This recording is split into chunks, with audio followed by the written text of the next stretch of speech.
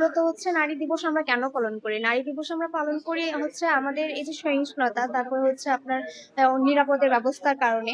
তারপর নারীরা যে অবহেলিত, মূলত তো এই কারণে হচ্ছে আমরা নারী দিবসটা প্রতি বছর উদযাপিত করে আসতেছি। গত বছর থেকে আপনি এবছরে দেখবেন যে নারীর নির্যাতন বলেন, নারী ধর্ষণ বলেন অতিরিক্ত বেড়ে গিয়েছে।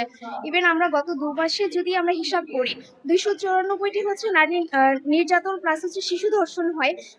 বৃদ্ধ থেকে শিশু কেউই হচ্ছে আপনার ছাড় যায়নি। এগুলো যে নিরাপদ পাচ্ছি না, তাহলে আপনি কি বলবেন? আমরা হচ্ছে নারী হিসেবে বাংলাদেশের মধ্যে কি আমরা অনিরাপদ, বা আমরা হচ্ছে নিরাপদের ব্যবস্থাটা আমরা অবশ্যই নারীদেরকে কখনো আপনি অবহেলা কেন করবেন?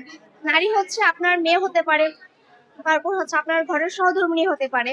কিন্তু আমরা যে নারীকে বুলিং করছি, আমরা হচ্ছে নারীকে নিয়ে হচ্ছে অবমাননার কথা বলছি। তাদেরকে বিভিন্ন মিডিয়াতে বলেন, প্রত্যেকটা জায়গায় দেখা যায় তাদেরকে আমরা অনিরাপদ এক অস্বাস্থ্যকর পরিবেশের সৃষ্টি করছি। কিন্তু সেটা তো ঠিক না। সো আমার প্রত্যাশিত হচ্ছে যে আমরা প্রত্যেক বছরের ন্যায় এবছর হচ্ছে প্রথমত নারীর নিরাপদ চাই।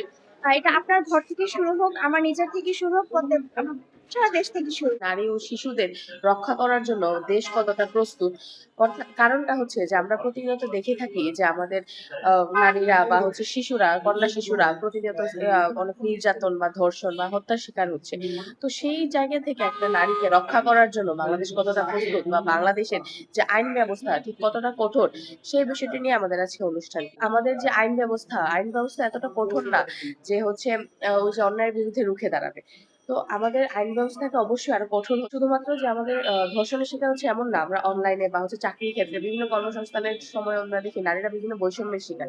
সেই বৈষম্যের শিকারগুলো যাতে না হয় এবং সেই বৈষম্য থেকে নারীদেরকে রক্ষা করার জন্যই বা হচ্ছে নারীদের স্বাবলম্বী করার জন্যই মূলত আমাদের কাছে অনুষ্ঠান। আমাদের উপস্থাপনেও দেখলাম গত ১ বছরে ধর্ষণ বেড়েছে প্রায় ২৭%, এবং নারী ও কন্যা শিশুর দমন নির্যাতন মামলা প্রায় ২৫% বেড়েছে।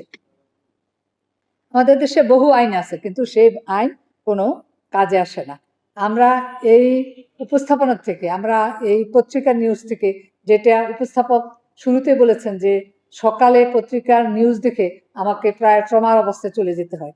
এই সমস্ত ঘটনা দিয়ে যদি আমরা বিচার বিশ্লেষণ করি, তাইলে আমরা আমাদের প্রশ্নের উত্তর পেয়ে যাব যে বাংলাদেশ এখন কতটা প্রস্তুত নারী ও কন্যা শিশুর নিরাপত্তা দানে। আমি আমার ব্যক্তিগত মত, বাংলাদেশ নারীরা অনেক এগিয়ে গেল নারী নির্যাতন প্রতিরোধে বা নারীদের নিরাপত্তা দেওয়ার বিষয়ে।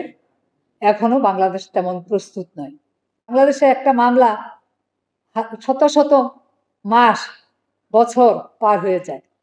এই মামলা দীর্ঘসূত্রিতার কারণে সে মামলার ফলাফল যে বাদী, সে হয়তো জীবিত অবস্থায় সেটা দেখেও যেতে পারে না। এরকম বহু উদাহরণ বাংলাদেশ মহিলা পরিষদের কাছে।